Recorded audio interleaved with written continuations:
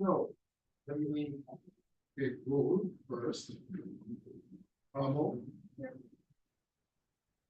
Bessie. Here. Bishop. Here. Brad. Here. Claudia. Here. Chestnut. Coolwood. Here. Erlinson. Gerard. Green. Kennedy. Here. Leonard. Let me see. Oh, Miss. Oh, she. I have the boys here. Small. And Sullivan. Here. Okay, very good. All right, so we're going to continue with our discussion of chapter 1. I anticipate that we'll finish it today. Because as I said before, I'm going through the first 5 or so chapters rather quickly because it's going to be a bit of a review. So what you see here on the screen is a list of all the units according to the SI system, which is the International System of Units. SI is the French abbreviation of International System of Units. And basically there's a base unit in each case for each type of unit. And one of the advantages of this system as opposed to the older non-metric system is that we can use prefixes to express larger or smaller unit values, all right? And what's even more convenient is that these prefixes change by a factor of 10, right? So it's not like, for example, in the case of the non-metric system, you have to memorize that 1 pound is equal to 16 ounces or 12 inches equal to 1 foot. The numbers are a bit arbitrary. In a metric system, it's based on units of, or factors of 10, I should say, all right? So these are the units that you'll be encountering in this course, with the exception of electric current. We won't be dealing with that in General Chemistry 1. If you have to do General Chemistry 2, you're going to meet this later on in the chapter dealing with electrochemistry. And then the last one, you won't be encountering at all in General Chemistry 1 or 2, or for that matter, any of the chemistry courses that you'll be meeting in your future, depending on what you have to do. And this is luminous intensity. The unit of that is candela. You certainly won't be meeting it in this course, or in General Chemistry 2, or in Organic Chemistry. So that's just basically an extra unit, which you may meet in physics, maybe, all right? But all the other units you're going to encounter in this course. Well, an ampere in Chem 2. Okay, so that's the list of the units involved.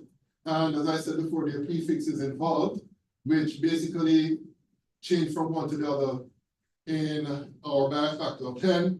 What you see here is a list, not the most exhaustive list, in fact. And those of you who have had me before, you will be familiar with this. I have posted in Canvas.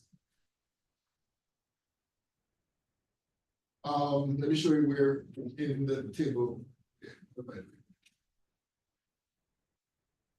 So if you go to in Canvas file and then go to tables, and then you go to tables chemistry, and then so this is the document. And if you scroll down, there are 2 pages which contain the more comprehensive list of prefixes that you're going to use in conjunction with the base units in the SI system.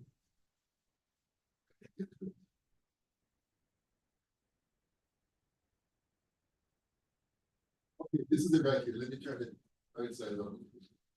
So it can't be read. Okay, so these are the larger, or I should say the smaller, these are the prefixes for the smaller equivalent of 10 values. So deci is 0.1, centi is 0.01, milli is 0.001, and these are the other ways of expressing those same values. These are the symbols here. So this is where you're converting from a larger base unit to a smaller unit using these prefixes. And then for the opposite direction, where you're converting the base unit to larger units, we have giga, we have mega, kilo, and these are the symbols, and these are numerical values, and these are the equivalent numerical values where you have the value expressed as 10 raised to some power, right? So you'll be using these. As I've said before, I don't believe in memorization. That's why I'm providing these things to you, because I believe it's more important that you know how to use them, right? So those are the prefixes that are used in conjunction with the SI system, all right? Okay, so let's talk about different types of measurements and the units that are used accordingly. So the first type of measurement we're talking about here is length, and the base unit of length is a meter, which is a little longer than a yard. In fact, I think, if I remember correctly, 1 meter is equal to 1.09 something yards, I remember. And we have some common derived units, again, based on using the prefixes. So kilometer, right, is the same thing as 1,000 meters, because if you go back to the table I showed you, kilo, the prefix means 1,000, right? So 1 kilometer is equal to 1,000 meters. And it says here, just to give you an idea as to what a kilometer is like, it's about 2/3 a mile. Centi, the prefix centi means 100 or 0.01. So 1 centimeter is equal to 0.01 meters. And milli means 1,000, so which is the same thing as 0.001. So therefore, 1 millimeter is equal to 1,000th of a meter. And just to give you again an idea as to what we're talking about here, a contact lens is about 1 centimeter in diameter and 1 millimeter thick. So that gives you an idea as to the size associated with these units, right? And then we have another type of measurement, area, which is basically derived from length, right? So the unit of area will be derived from the unit of length that is used. So for example, if let's say you're measuring the area of something, whatever it is, and let's say that the dimension that you have used in terms of measuring the length of, let's say, all of the edges, let's say it's a square, right? If that unit used is in meters, then you can derive the unit of area based on calculation, and that unit of area would be meter squared, right? So that's basically an example of what we call a derived unit. It's a unit that is derived from doing measurements and calculations of another quantity, and then you input that into a formula, and you get your derived unit. Here's another example of a derived unit, volume, right? By definition, volume is the amount of space that an object occupies, and it can be measured in certain units, depending on the units that you would use originally to take some length measurement in order to determine the volume. So if the unit that you use to measure lengths of a particular object in terms of its shape and so on, if that unit is in meters, then the unit of volume will be meters cubed. And I think I have a diagram here which illustrates the relationship between, okay, so here we go. We have this object here. So let's say we have a situation where we have 1,000 cubes. Each cube has an edge where its measurement is 1 centimeter, right? And you stack the cubes in this way so that you have a total of 10 centimeters here, length, 10 centimeters height here, and 10 centimeters going this way. So therefore, basically, if you were to count each cube at this edge here, it will be 10 cubes this way, 10 cubes that way, and so on and so forth, right? So basically, to calculate the volume, and this is something you would have learned in your previous, I would say, geometry class or even chemistry, introductory chemistry. Volume of a cube is equal to the length of one edge cube, right? So in this particular case, if each cube has a length of 1 centimeters cube, right? So L is equal to 1 centimeters cube. That means that the volume of the cube will be, 10 centimeters cube. Each cube is 1 centimeters, and there are 10 of them, right? So in this particular setup, and it should be 10 centimeters, not 10 centimeters cube. So in this particular setup, it would be 10 centimeters, and then you cube that, right? And that would be equal to 1,000 centimeters cube, which would represent the volume of this object, all right?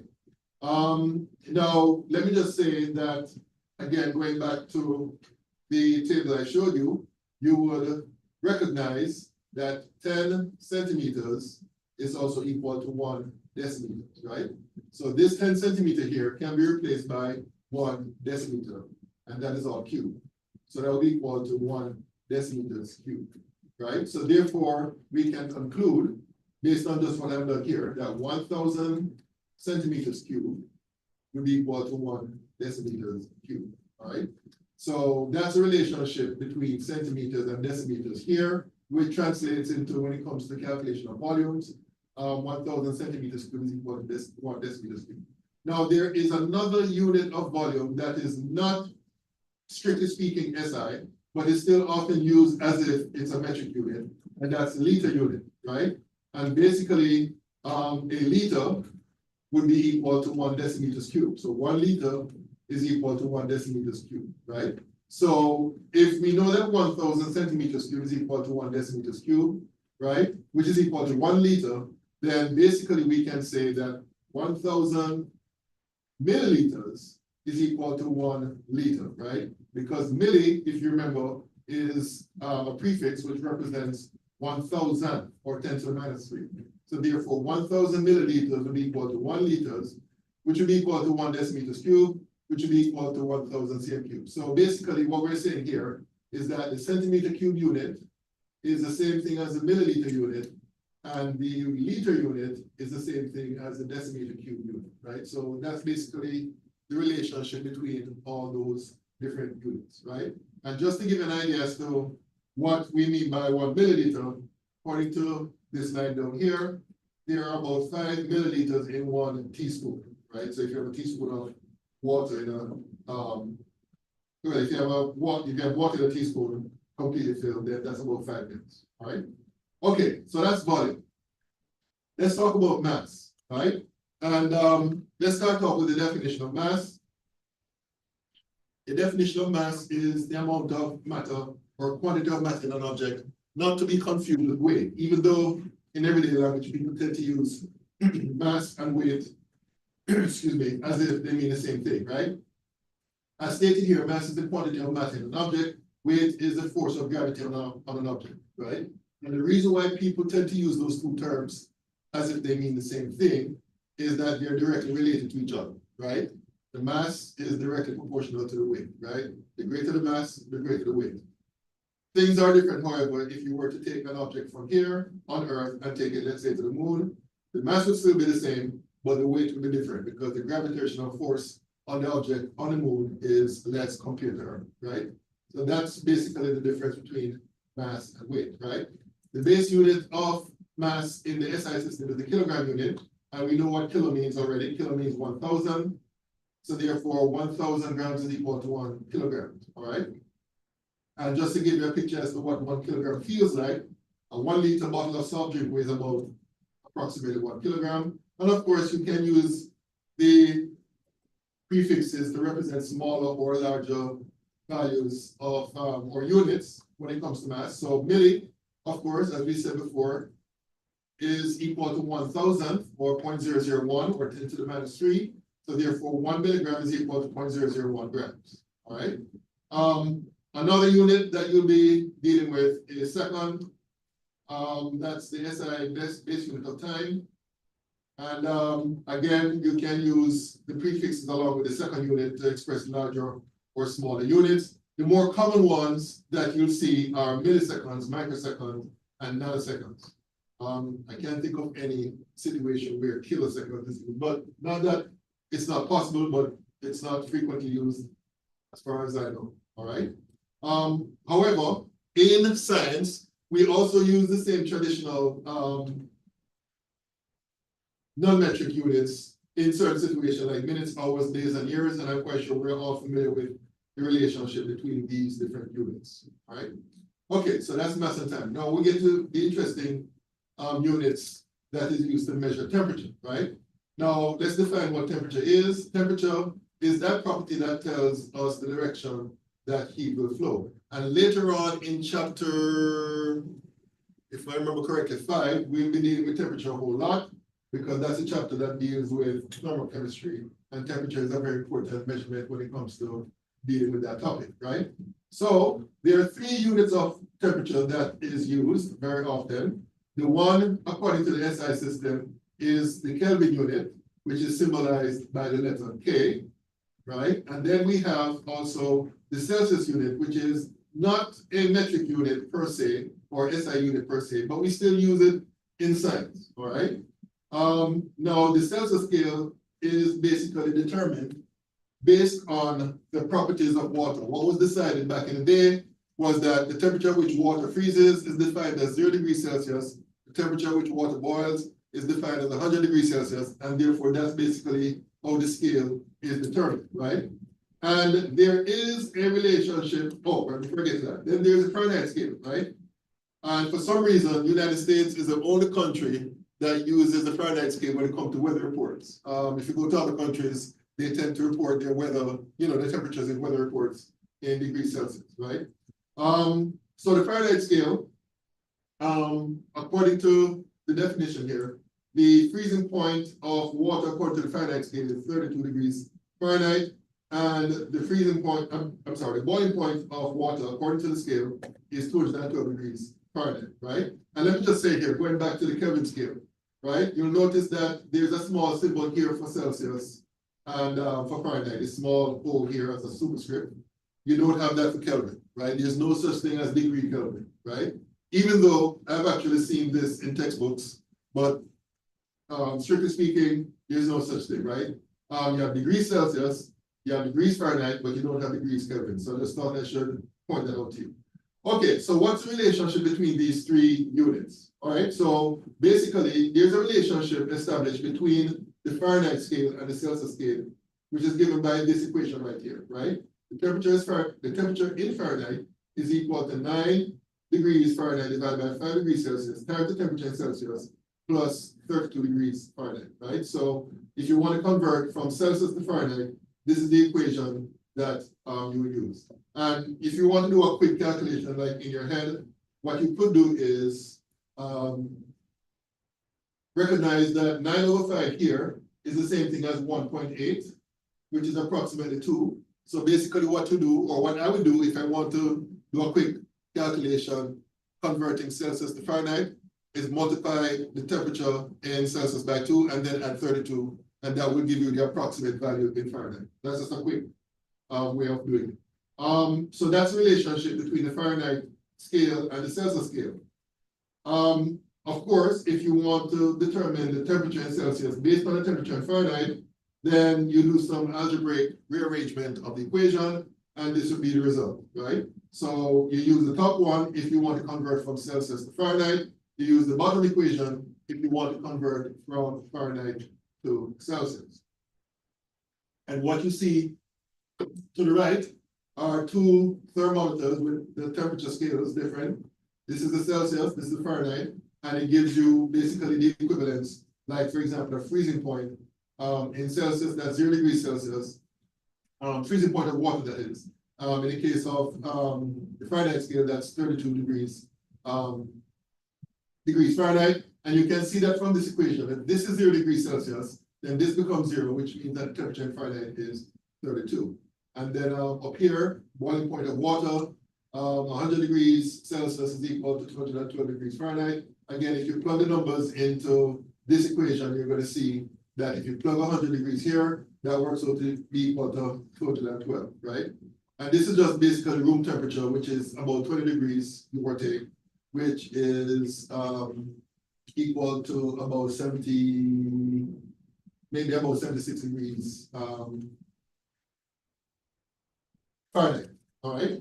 Give or take. Okay, so that's the relationship between the Celsius scale and the Fahrenheit scale. Now, there's a relationship that exists between the Kelvin scale, and we're going to talk about this later on when we deal with gases in chapter 6, I think. And the relationship between the temperature in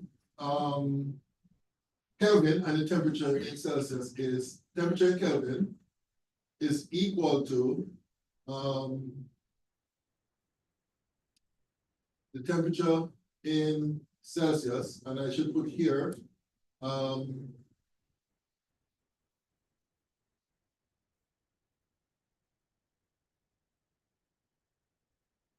Kelvin over 1 degree Celsius. And then after that, 273 Kelvin, right?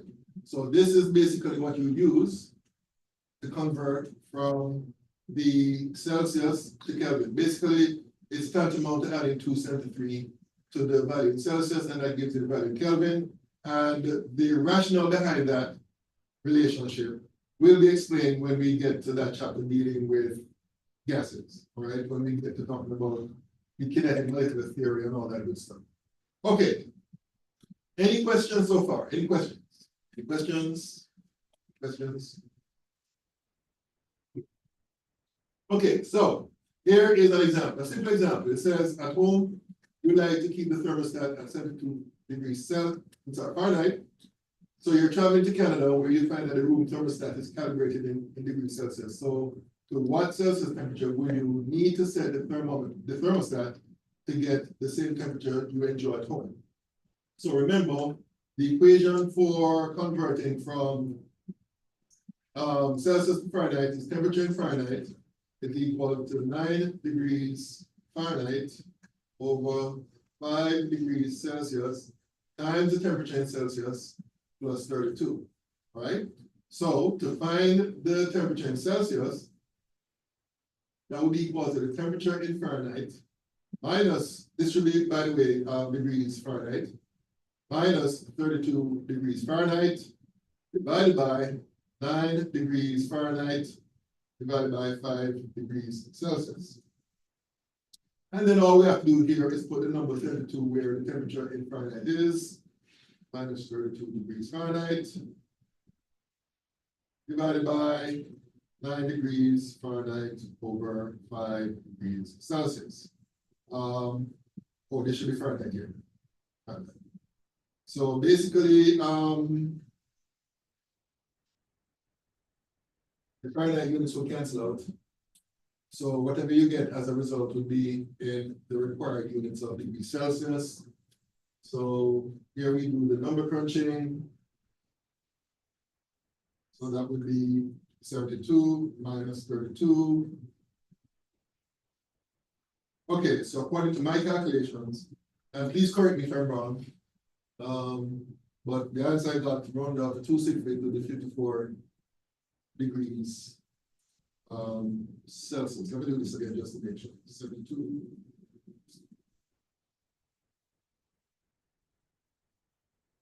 Okay, that's wrong. That should be 22. I don't know what I did wrong here, but that should be 22 degrees Celsius.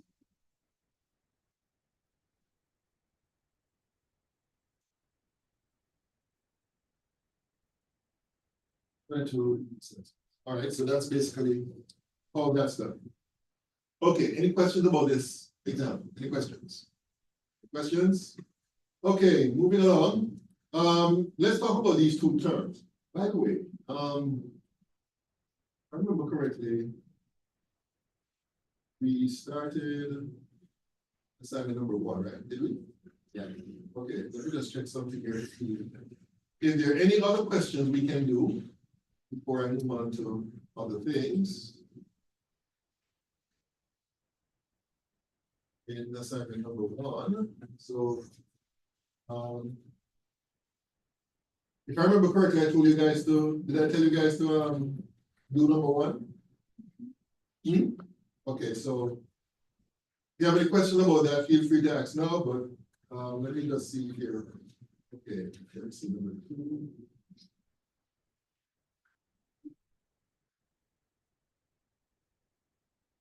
Okay, you know what? Let's look at number 4. All right. So number 4.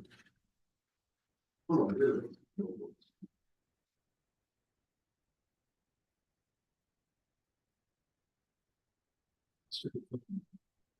Okay, we won't be okay. You know what? Let me just continue with the PowerPoint before I get to doing more questions. All right. So let's talk about these two terms, right? People in everyday lingo, they tend to use these two terms as if they mean the same thing, precision and accuracy. But strictly speaking, when it comes to science, they're two different terms, meaning two different things, which may be related, but they're different terms, right?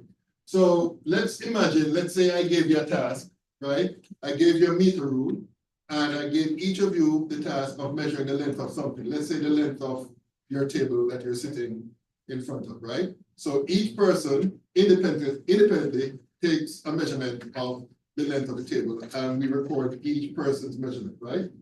So these terms is going to be related to something like that type of activity, where different persons will basically make measurements and record it independently, and we're going to compare the measurements, right? So if the measurements that are made are close to each other, we say that the measurements are precise, and that's what the term precision is all about. Precision basically talks about how closely repeated measurements are to each other, right? Now, accuracy refers to a situation where the measurements are, how close the measurements are to a true value, all right? So let's say there's an established value for the length of the desk, and each of you make a measurement independently, and then we look at the relationship between what you measured and what the actual length of the desk is, and basically how close those measured values are to the desk. We say that we are talking about the accuracy in those equations, right? So that's the difference between precision and accuracy, right? How closely repeated measurements are to each other, that's precision, and accuracy refers to how close the measurements are to a true value. And to illustrate the difference between the two, we have this dartboard here, and let's say the dartboard at the center represents the true value, and let's say the person throwing darts is basically an attempt at measuring something, right? So if you look at the one to the extreme left, you'll see that the darts are all over the place in terms of where they're located on the board, and they're also very far from the center, right? So that represents a situation of low accuracy and low precision. Now, in this case, where the darts are close to each other, but far away from the middle, from the center of the board, well, this represents a situation of high precision because this represents measured values being close to each other, but they're far from the center, so therefore the accuracy is low. And that typically happens, especially where there might be some issue with the instrument itself. The instrument is consistently measuring something incorrect, right? And then we have a situation where the darts are spread out from each other, but they're relatively close to the center, right? So therefore that represents a situation of high accuracy because they're relatively close to the middle of the board, but they're still spread out, so therefore that represents low precision. And then this is of course what we aim for in measuring anything, right? High precision, high accuracy, where in this case, the three darts are right smack at the middle of the board, all right? So as we said before, this is something that we aim for, but what you need to realize, and you know, this is true if you're practicing science in any field, is that every measurement is at best an estimation, right? So therefore, basically what we do is try to aim for high precision, and hopefully that would also mean that the measurements would be accurate as well. So that's what this slide is all about, right? In the real world, we can never know with absolute certainty whether the measurement we make is accurate. Basically, what that means is that every measurement we make is an estimate, right? We try to make it as accurately as possible, but you cannot be 100% certain. And later on, we're going to get into how do we reflect the level of uncertainty in measured value, all right? So that's why we make repeated measurements, because we want to be as accurate as possible. So we hope, as I said before, that good precision in measurements implies good accuracy. So here we're going to get into how do we reflect in a measured value the level of precision of that value, right? And in order for us to do that, we have to understand what we mean by this term, significant figures. And I think I have a definition right here, right? So by definition, the significant figure, well, I think I have the slide out of order. So here's the definition of significant figures, right? And this applies to measured values. It's the number of digits that are known. In other words, the number of digits that you're certain about, plus one digit that is an estimated digit, right? Now, the number of significant figures is basically dependent on your instrument that you're going to use. And we're going to see an example of this shortly. Let me get back to the previous slide here. So this is an example to illustrate why you have to recognize that there's some level of uncertainty whenever you're doing any measurements, and any calculations subsequent to those measurements whatever the values that you end up with, those also would have a certain amount of uncertainty associated with them, right? So here's an example. Let's say you're driving your car, and let's say your car has a capacity in terms of the amount of gas it can contain, 14.1 gallons. And let's say you're able to drive 273.0 miles on that amount of gas, right? So to find the mileage, very simple calculation, you divide the miles by the value in gallons, and you get this number when you punch the numbers in your calculator. Now, realistically speaking, you cannot predict to this extent that basically your car will go to that extent in terms of the mileage, travel that far, all right? And that's because some of these digits are meaningless, while the other digits would be significant, right?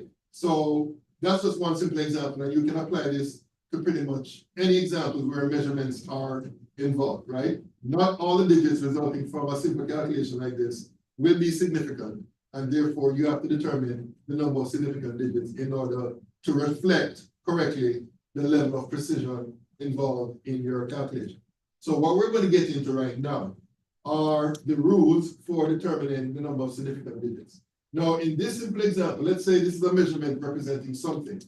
Could be mass, could be volume, could be anything, right? So when we're talking about the number of significant digits, we're talking about those digits that we're certain about, which in this case would be the first 5 digits, and then the 3 here would be an estimated digit, right? And again, what determines the number of significant digits is based on the type of instrument that you're going to use. So we're going to use this example, and if you have had me before in introductory chemistry, you would have seen this example already. So let's say we're reading the thermometer, we're reading the temperature based on the scale on the thermometer, right? So there are 3 thermometers here represented, and if you look at the first 2, you'll notice that the way the thermometer is graduated, you have 20 here, and then you have 10 equal divisions, and then you have 30 here, right? So basically, we can rationalize that each of these marks here represent 1 degree, all right? So in this particular case, the mercury level is just above the 21 degree mark, right? So we know that the temperature registered on this thermometer would be 21 point something, but we don't know what that point something is exactly, right? We're certain about the 21. We're certain about the 2 and the 1 in terms of measuring the thermometer, or measuring the temperature based on the thermometer scale, right? So the question now becomes, okay, so what is that digit that follows the 1 in 21, right? So basically we have to make an estimation, right, based on the scale that's provided. So one person could look at this and say, you know what, I think this looks like 21.1, right? Another person could look at this and say, you know what, I think it's 21.2, all right? As far as I'm concerned, both persons are right, okay? Because both persons are right in the sense that we're certain about the 21, but we're just simply not certain about the digit after the 1 in 21, right? In actual fact, this is 21.2, but as I said before, if I gave a question like this and somebody said 21.1, that person will get full credit, right? Because that person is making a good faith effort in terms of judging what digit comes after the 1, right? So therefore, the 2 and the 1, we are certain about, and the 2 here, after the decimal point, is an estimated value, right? So collectively, the number of significant digits here is 3 significant digits, all right? So that's basically how you would record the temperature based on the scale that is provided here, all right? Now, let's look at, whoops, should be gone. Let's look at this situation where the mercury level seems to be right exactly at the 2 mark, but we can't be certain about that in any case, right? Now, because this scale is the same as this scale, we have to do the same thing in terms of estimating the digit after the unit place, right? So it looks like the temperature being recorded will be 22, right? Because this is 21, this is 22, but we have to estimate the digit after the second 2, right? So one could, in good faith, say, well, I think that the second digit or the digit after the decimal point would be 0 because it seems as if the mercury level is right at the line, and that would indeed be correct. So the correct way of expressing this measured value here would be 22.0 degrees, right? We're certain about this two, we're certain about this two. What we're not certain about is the digit after the decimal point. Again, we have to estimate it, and it looks like it's at the mark exactly. So therefore, we say that the temperature being represented is 22.0, which means that the temperature is recorded to 3 significant digits, all right? Now, let's move over to the thermometer on the extreme right. And you'll notice firstly that the way this thermometer is graduated is different from the first two, because not only do you have the unit marks right here, but you have some smaller divisions between, let's say, 20 and 21. And there are 10 equal divisions between 20 and 21, 21 and 22 and so on, right? So basically what that means is that each of these marks represents 1 degree Celsius, and each of the smaller marks represents 0.01, all right? So let's see what can we do in terms of determining what temperature is represented here. So based on where the mercury level is, right, we know that the temperature being recorded will be 21, 22, and there is a mark here, and it seems that like the mercury level is just above the mark. I don't know if you can make it out, but basically we can say that we're certain about the temperature reaching at least 22.1, right? So we're certain about the 22.1 part. What we are not certain about is the digit after that one. So that would have to be an estimated digit. And from my viewpoint right here, I would say that the digit that would follow the 22.1 would be 1, right? But again, another person could look at it and say, well, I think that digit is 2. Again, I would say that person is just as right as I am, right? So in this particular case, oops, it's 22.11 degrees Celsius. And as you can see, we're certain about this 2, as well as this 2, as well as this one. What we're not certain about is this one right here, and that would have to be an estimated digit, right? So in this particular case, we're expressing the temperature being recorded here to 4 significant digits, right? And basically what that means is that this thermometer here is more precise than the first two, because you can record your temperature to a greater number of significant digits, in this case, compared to the first two, right? So basically, as I said before, the extent to which you can record the highest number of significant figures possible is dependent on the instrument that you're using. And in this case, as you can clearly see, it is, you can record a higher number of significant figures here in the case of this thermometer compared to the first two, because of the different graduation design of the thermometer, right? Now, there are some instances, especially if you're doing, experiments in the lab, where the type of instrument that you can use gives you a digital readout, right? Like, for example, the balancing. In that case, basically, you can just accept that all the digits are significant. And basically, what that means is that the last digit that is recorded on the balance will be the estimated digit. All right, so that's basically how we treat reading data from an instrument where you're given a digital display. Okay, any questions about this example right here? Any questions? Any questions? Okay, so how do we determine the number of significant digits? And again, if you haven't had me before in introductory chemistry, this should look somewhat familiar to you, right? There are certain rules. The first rule is the easiest one. Any non-zero digits are significant, right? And by the way, let me just say, these rules are dealing with situations where you're given a question, for example, representing a measured value, and basically you should just basically determine the number of sig figs based on that value that is given. So let's say this represents a measured value. You can assume that all these digits are significant, right? Because they're non-zero digits, right? All non-zero digits are significant, right? Okay, so that's the easiest rule, because all the other rules have to deal with situations where zeros are in different situations, right? So the first rule or the second rule here is that a zero is significant if it is sandwiched between non-zero digits, right? And I should say, and I probably should have included this here, it doesn't matter how many zeros, as long as the zeros have non-zero digits on either side, then those intervening zeros would be significant. So for example, 401, all these digits, including the zero, will be significant, all right? I think I have another example of that situation here. Let's see. Okay, so in this case, you have two zeros that are sandwiched between the 3 and the 6.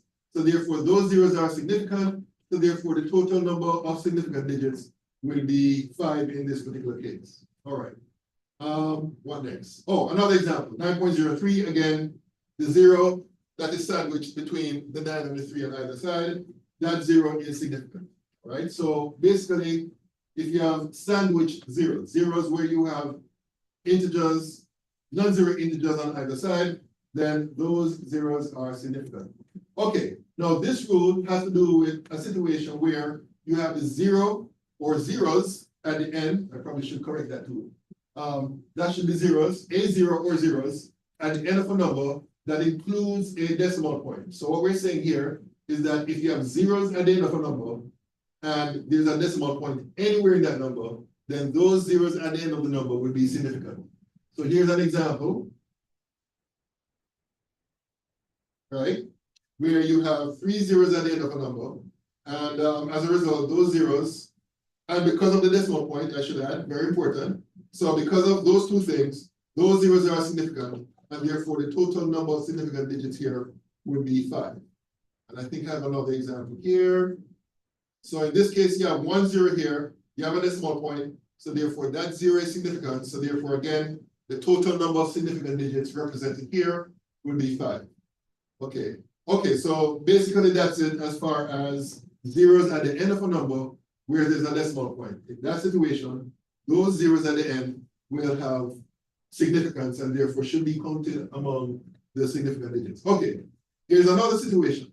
And in this case, it says that a zero is not significant when it is before the first non-zero digit, right? So if the zeros appear before the first non-zero digit, then those zeros are not significant. So let's look at this particular example.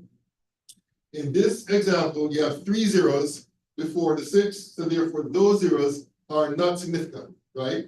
So what is represented here is a number that has only one significant digit. Here's another example.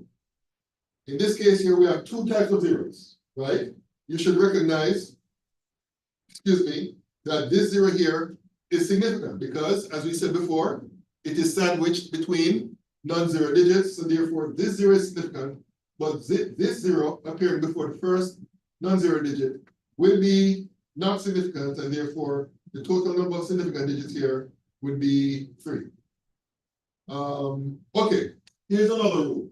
And in this rule, it says that a zero is not significant when it is at the end of a number and there's no decimal point. So that is different from the rule that we saw 2 rules ago, where if there's a decimal point and you have zeros at the end, those zeros will be significant. But if there's no decimal point, those zeros at the end will not be significant, all right? So here is an example of that, right? In this particular case, there are no decimal points anywhere in this number. So therefore, all these zeros here, these 4 zeros are not significant. So therefore, there's only one significant digit represented here in this number, all right? Let me see what we have here. Is another example. Again, we have no decimal point here. We have a 0 at the end, right? And therefore, that 0 is not significant. So therefore, there's only 4 significant digits represented in this number, right? Okay, so that's basically the rules. Those are the rules that you will use to determine, again, if you're given a question and the question gives you some measured values, you can simply look at the number represented, and based on the rules I just outlined, you can tell the number of significant digits that are represented in those numbers. Now, the reason why significant digits are important is because you need to know how to deal with them when you're doing calculations. So what we'll be looking at is how do we deal with rounding off your answer to the correct number of significant digits after doing certain calculation. But before we do that, we have to talk about the fact that there are two types of numbers that you're going to meet when you're doing any calculations. The first type we just discussed, and that type would be measured numbers, right? So basically numbers obtained directly from measurement, right? You weigh something or you measure the volume of something, whatever number you get from that situation would be a measured number, and therefore that number will have a finite number of significant digits associated with it, right? But there's another type of number that you're going to meet, and these are known as exact numbers, which I probably should have included here in the right stuff. So exact numbers, right? And there are two types of exact numbers. You have those numbers obtained by definition and those numbers obtained by counting, all right? Now, the thing about exact numbers, which makes them different from measured numbers, is that they have an infinite number of significant figures, right? So measured numbers will have a finite number of significant figures, but exact numbers will have an infinite number of significant figures, right? Now, for example, the number of, let's say, students in this class, last time I checked, it was 13, right? So therefore, that number is an exact number, right? We did not use an instrument to get that number. Basically, all you did was a head count of the number of students in the class, and you get that number. That's an exact number. That number has an infinite number of significant digits associated with it, right? Numbers obtained by definition, such as the relationship between the meter unit and the kilometer unit, right? Those numbers, 1,000 here and the 1 here, those are exact numbers, right? Because by definition, 1 kilometer is equal to 1,000 meters, right? So numbers obtained by definition, those are considered to be exact numbers, and therefore they will have an infinite number of significant digits associated with them. Another example here is 7 beacons, right? Again, for the same reason as I mentioned before, all we did is a count of the number of beakers. We did not use an instrument to determine that, so therefore that 7 would be an exact number, right? So these numbers are exact numbers, and therefore they all or each have an infinite number of significant figures associated with them. And that will become important when it comes to doing calculations, right? So that's what we're going to get into next. What time is it, better? Okay. All right, so let's talk about how do we deal with these numbers in when it comes to calculation, right? Of course, you're familiar with the 4 mathematical operations. You have multiplication, division, addition, and subtraction, right? And what you're going to see is that the rules for rounding off is different when you look at multiplication and division as opposed to addition and subtraction, right? So let's talk about multiplication and division. So when you're multiplying or dividing numbers, and you are dealing with, measured numbers or exact numbers, basically you're going to round off your answer to the lowest number of significant figures of the numbers involved in your mathematical operation of multiplication or division, right? So in other words, if you're multiplying 2 numbers and one has a lower number of sig figs or significant digits, then you're going to round off your final answer to the lowest number of significant digits involved in the calculation. In the case of addition and subtraction, you're going to round off your final answer to the lowest number of decimal places of the numbers involved in the mathematical operation of addition and or subtraction.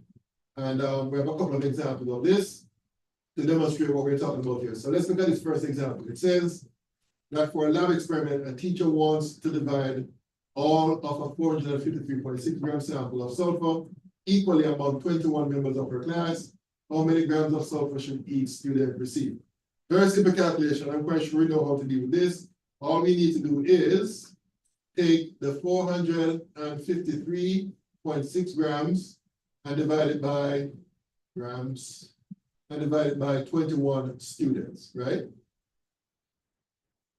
Now, the thing is, you have to, in order to round off your final answer correctly, by the way, the final answer will give you the mass per student, all right?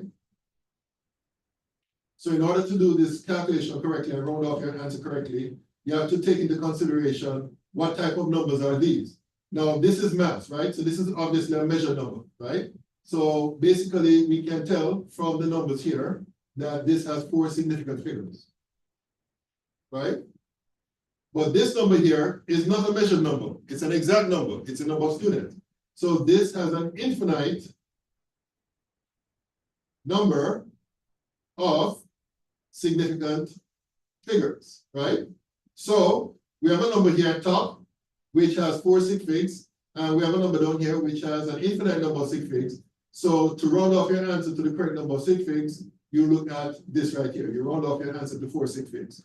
So if I were to do this calculation, 453.6 divided by 21, according to my calculation, I got 21.6 on my calculator display, but correctly, the answer must be 21.6, and I have to add a 0 here to make that 4 sig fig. So the answer is going to be 21.60 grams for each student, right? So this underscores the importance of recognizing the kind of numbers that you're working with, right? When you read a question, you have to ask yourself the question, is this number a measured value or is it an exact value, right? Measured value is a value obtained directly from measurement, mass, volume, height, whatever, right? An exact number would be the number of, let's say, students in a class, or a number obtained by definition, all right? So you have to take that into account. So when you do your mathematical operation, you round off your answer appropriately. Okay, any questions about the first example? Any questions? Now, in the case of the second example, we're doing a combination of addition and subtraction, right? And if you recall what I said from the previous slide, you have to round off your answer according to the lowest number of decimal places, right? So when you're doing a calculation of this type, you should look at the number of decimal places represented in each of these numbers. This has 3 decimal places, this has 2 decimal places, and this has 4 decimal places. So basically what that means is that in your answer, whatever you get in your answer, you have to round off your answer to 2 decimal places, right? So 49.146 plus 72.13 minus 9.1434. So according to my calculator, this is what I got. I'm just going to write down exactly what I have in my calculator. I got 112.1326 meters, right? But we have to round this off to 2 decimal places. So when we do that, that becomes 112.13 meters. And that's how you do that, right? Okay, so that's basically how you deal with significant figures when you're doing particular mathematical operations. So I would say that the key takeaway when it comes to this is read the question carefully, identify which numbers in the question are exact numbers or measured numbers, all right? And then you have to figure out the type of rounding off you're going to do when you're doing the different mathematical operations. For addition and subtraction, you round off according to the lowest number of decimal places. In the case of multiplication and division, you round off according to the lowest number of sig figs. Now, this begs a question, and I don't think I have an example of this here, but this begs a question. What if there's a combination of, let's say, addition and division? Let's say, how do you deal with significant digits in that situation? So what I'm going to do to illustrate that, I'm just going to make up an example.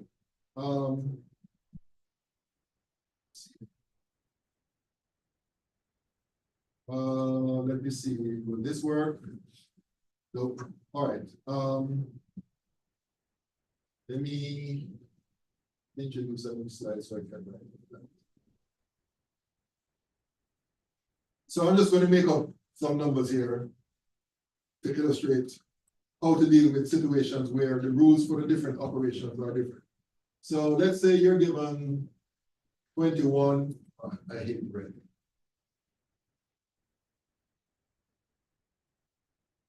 So let's say you're given 21.479 minus, let's say 5.92, and all of this will be divided by let's say 2.739. Okay, so I'm just putting some numbers together in this setup, right? So obviously we have minus here, right? So you have to do a subtraction here, and then after you get that result, then you have to do a division. Obviously, the rules for rounding off in terms of subtraction will be different for division, right? So the question is, how do you deal with that situation? And what I would do is deal with this first and round off appropriately. So let's see here, 21.47, oops, 21.479 minus 5.92, right?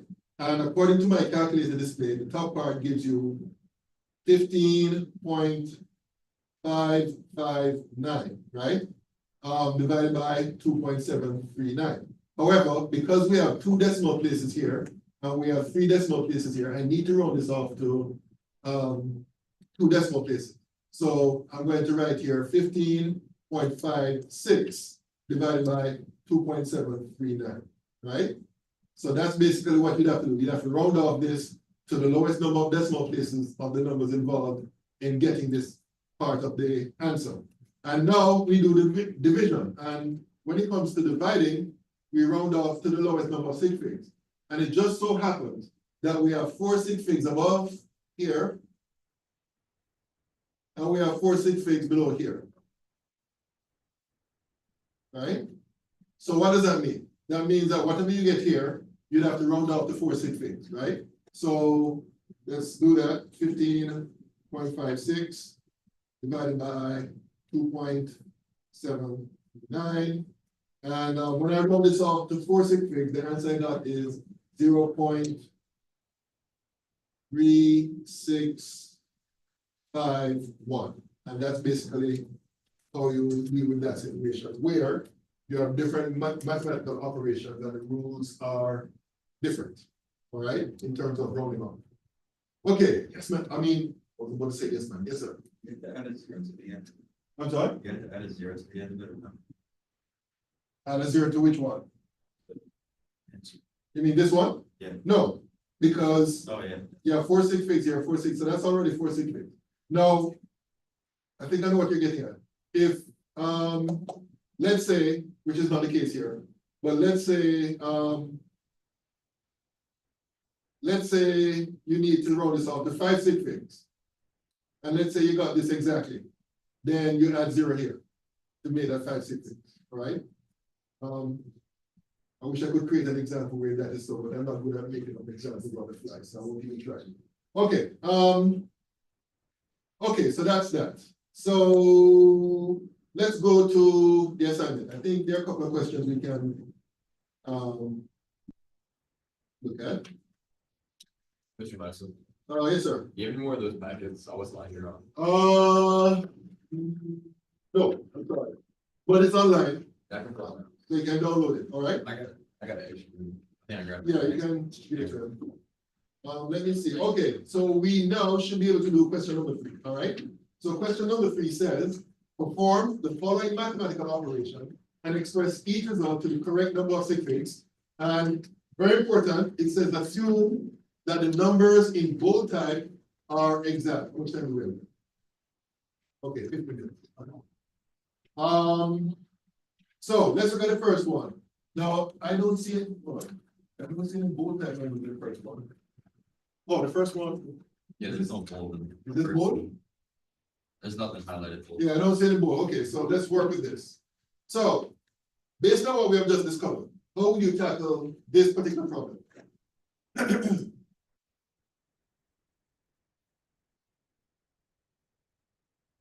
Follow what's in the parentheses first. Very good. So let's do that. 25.27 minus 24.16. And I got, and please correct me if I'm wrong, I'm open to be corrected if I make a mistake, all right? So please feel free to challenge me if you think I've made a mistake. All right, so I got 1.11, right?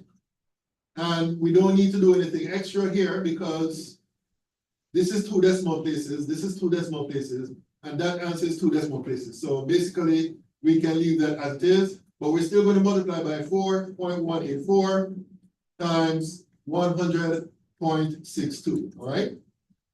So what do you think next? Or what would you do next?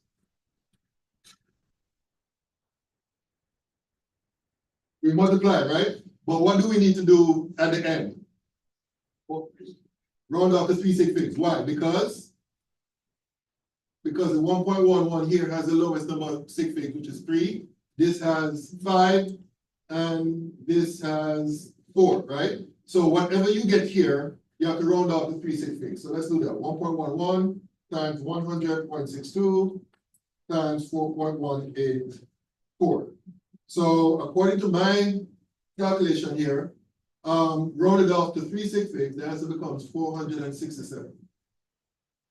Right? Any questions about that? Any questions? Questions? Okay, now let's look at this one. Now in this case, we do have 100 in bold type, right? So therefore, that's an exact number according to the question, which means that it has an infinite number of sig figs, right? Okay, so how will you deal with this particular example? Okay, so I would work out this here, as somebody just said, first. So let's see what that gives. 8.925 minus 8.904. Okay, so according to my calculations, I got 0.021, all right? And we have 3 decimal places here, we have 3 decimal places here, and this is 3 decimal places, so that's fine, right? Now we need to do the division, right? We're going to divide 0.021 by the 8.925, right? So what does that give? 0.021 divided by 8.925. So I got a number here, but we need to do what with that number? We need to, well, before we do that, we have to round it off to what? 2 sig figs. Why? Because the 0.021 is a lower number of sig figs. This has 2 sig figs here, while this number here has 4 sig figs, right? So therefore, we round this off to 2 sig figs, which according to my calculator, that will be 2.4 times 10 to the minus 3, right? And then we multiply by 100. Now remember, 100 is an exact number, right? So what does that mean when it comes to your answer here? Still 2. Still 2 sig figs, exactly. So when you multiply that by 100, the answer becomes 0.24. And that would be the final answer. All right? Any questions about this? Any questions? Questions? All right. I take it it's okay for me to clear this, right? Do that. Do that. Let's go down. Okay, let's look at this one. C. Now that we have done the first two, let me hear what you have to say about C.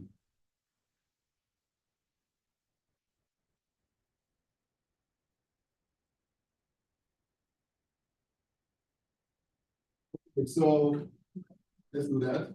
9.04 minus 8.23 plus 21.954 plus 81.0. Okay, so what do you do with that result? After adding all that within the parentheses. Around the 3 sig figs. Huh? Remember the rule for addition and subtraction? What's the rule for rounding off? Lowest number after the decimal. Lowest number of decimal places. So of these 3 numbers, I'm sorry, of these 4 numbers, which one has the lowest number of decimal places? 81.0. Right, so that's 1 decimal place. So whatever you get as a result of adding those numbers, you round off to 1 decimal place, which according to my calculator, that would result in an answer of 103, write this here, 103.8. If I'm wrong, let me know, but that's what I got. Right? What next? Divided by 5. Divided by 3.1416, which is in bold type, which means that it's an exact number, right? So, let me do that here. So, 103.18 divided by 3.1416. 3.1416. And according to my calculation, I got a number. But the question I have to ask is, to what extent should I round up that number? 4 sig figs, because we have 4 sig figs here, and we have an infinite number of sig figs here, right? So when I round off my answer to 4 sig figs, I got 33.04. All right? Okay, any questions about this? Any questions? Okay, what about the last one in this question, D? How would you deal with this? The 9.2 is in bold. So what would you do in this case?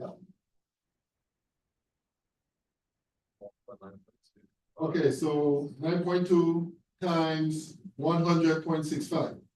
Okay, so whatever you get there, what do you do with that number? I'm sorry? Okay, so what would be the number of sig figs you round it out to? 5, exactly. So on my calculator, I got 925.98, right? Which is 5 sig figs anyway, right? Then we divide by 8.321 divided by 8.321, and I got an answer. So again, the question is, to what extent would you round off that answer? 4 sig figs, right? Because you have 5 here, you have 5 sig figs here, and you divide it by a number which has 4 sig figs, right? So let's do that.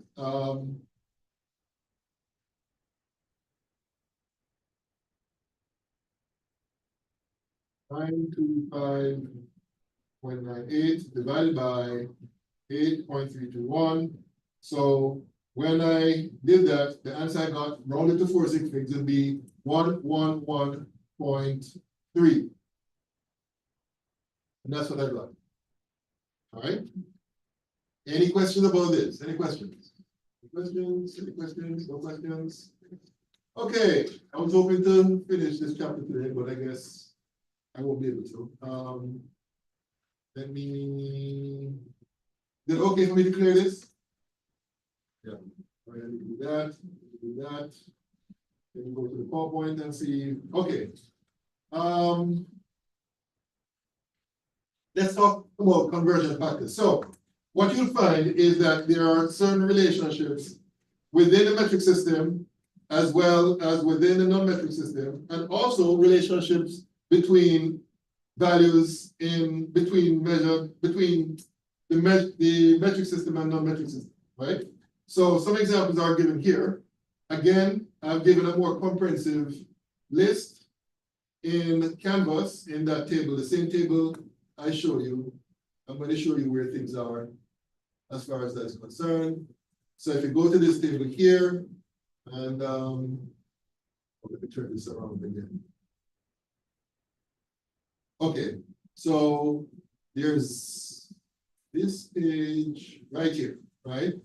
Gives you different relationships between different units, between kilometers and miles, between miles and feet, between, let's say, kilograms and pounds, and so on and so forth. So again, you're going to have access to this table so that you can use it for the type of calculations which involves converting from one unit to the other, right?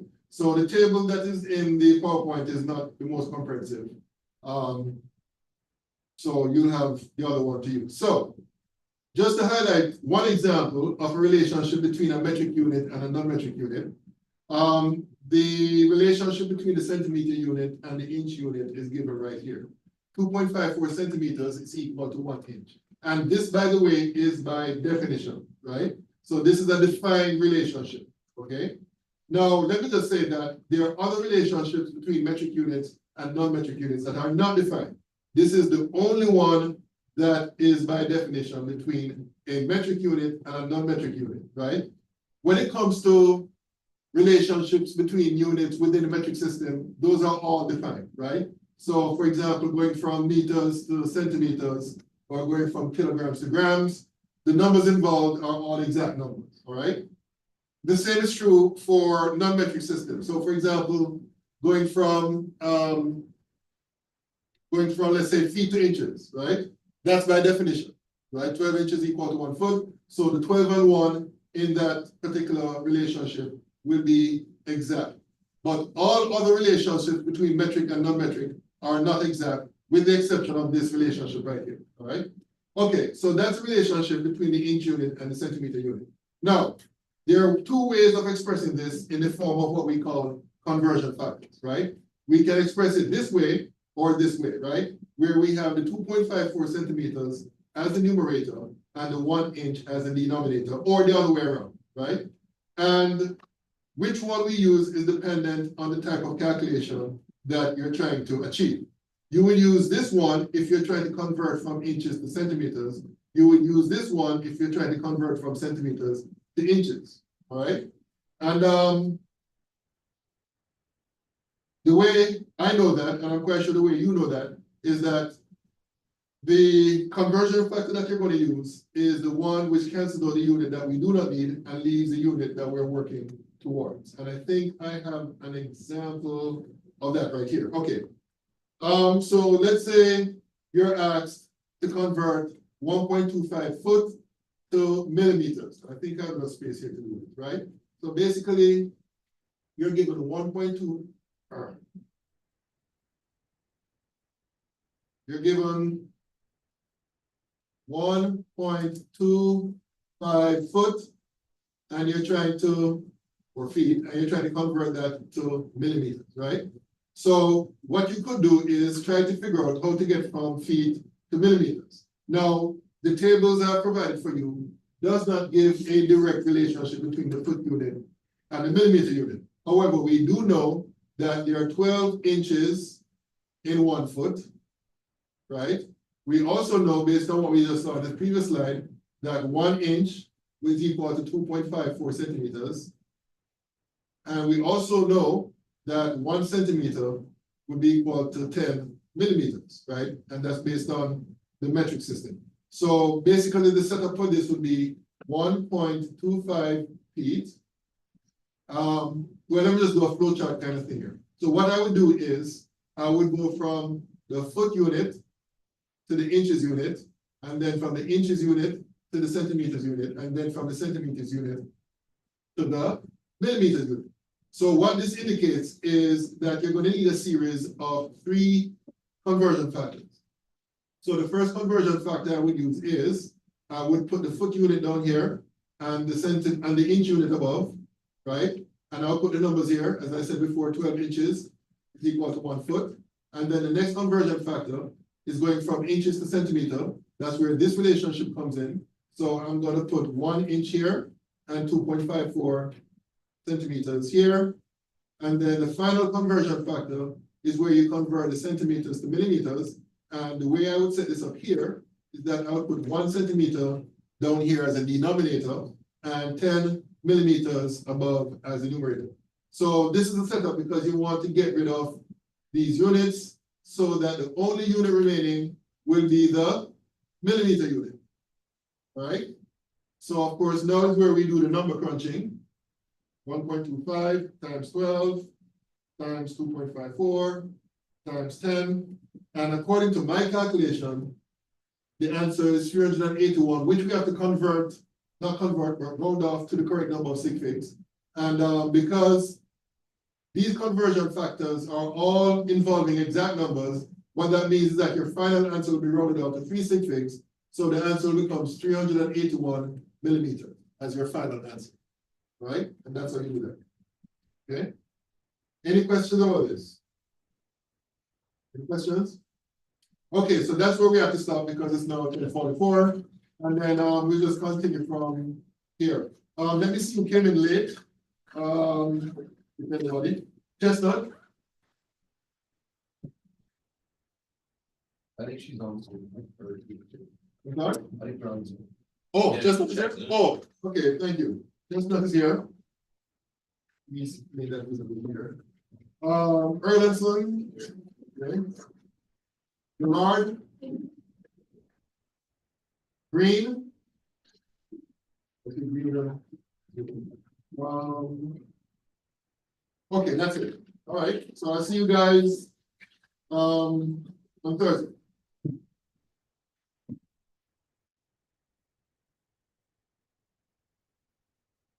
That's nice one. That's it. Is there anything else other than? We went through the syllabus. No, no. Either am I in here? Well, I printed this yesterday, so I don't know. What's the last name? No, let me do a quick check here. Also, this that I have, you might not allow to the certain. All right, because I printed this. When did I print this? The eighth, today's what? 14 Okay, so week, yeah. it's possible that you could have,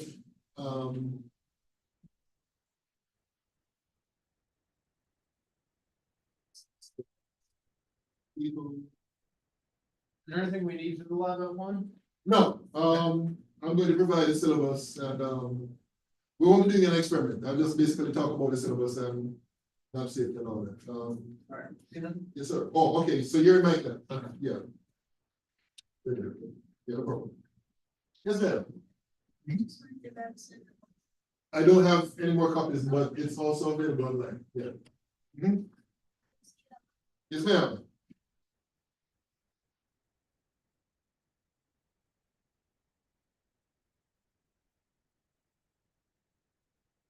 And for those of you out there in Zoom, I'll be signing off.